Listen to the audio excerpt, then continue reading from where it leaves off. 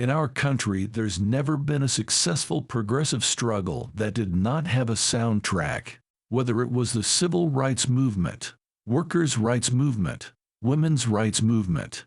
There's got to be songs at the barricades, and those are the kinds of songs that I try to write.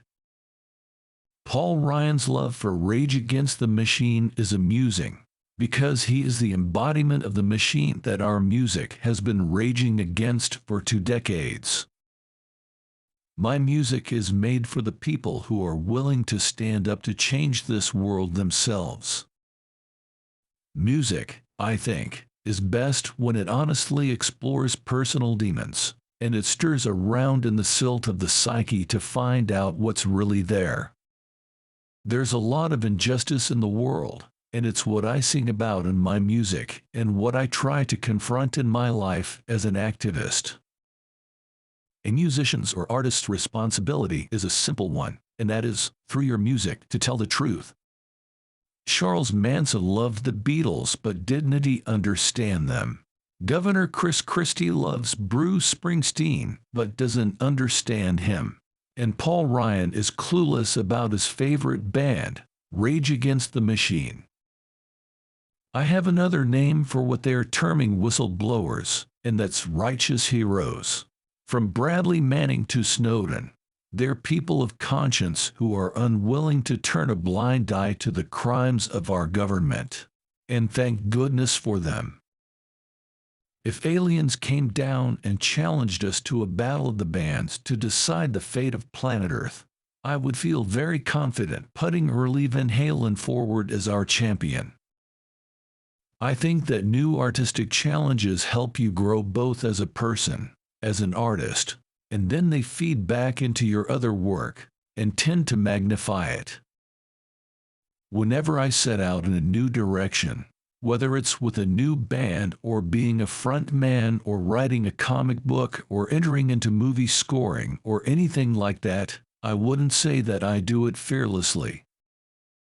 America touts itself as the land of the free, but the number one freedom that you and I have is the freedom to enter into a subservient role in the workplace. Once you exercise this freedom, you've lost all control over what you do, what is produced, and how it is produced. And in the end, the product doesn't indeed belong to you. The only way you can avoid bosses and jobs is if you don't care about making a living, which leads to the second freedom, the freedom to starve. The way corporate media likes to portray America is as a homogeneous whole that high-fives each other at the Super Bowl. But what we have is a grotesque disparity between the rich and poor that is only getting wider.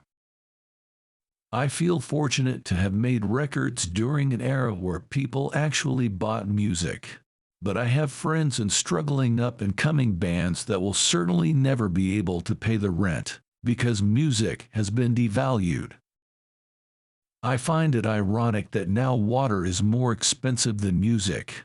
On the one hand, record companies can't go crying when they've gouged consumers for decades, charging exorbitant prices for CDs that cost 29 cents to make. On the other hand, when music is free, musicians starve. I myself am a very, very peaceful person. Throughout our history, from our own American Revolution to the resistance against apartheid in South Africa, to labor strikes in the U.S., people have resorted to violence to achieve a more progressive society, from time to time. I think it's crucially important to be present in the lives of your children. They are my most important cause that I fight for. But I also feel an added responsibility that I want to leave them a better world than this one that we have now. Bashing the elite is what I'm all about in my music because they absolutely don't deserve the privileged position that they're in, and we're seeing this around the globe right now. I don't want to leave this mess around my children to clean up. I want to swing absolutely as hard as I can to straighten things out before they get to the age where it starts hurting them. I'd say that one area where my political views have remained unchanged is that, I am opposed to the government spying on everybody. If you want to change the world right now, it's not so much a secret how you do it. You put the secrets of a criminal government on the internet.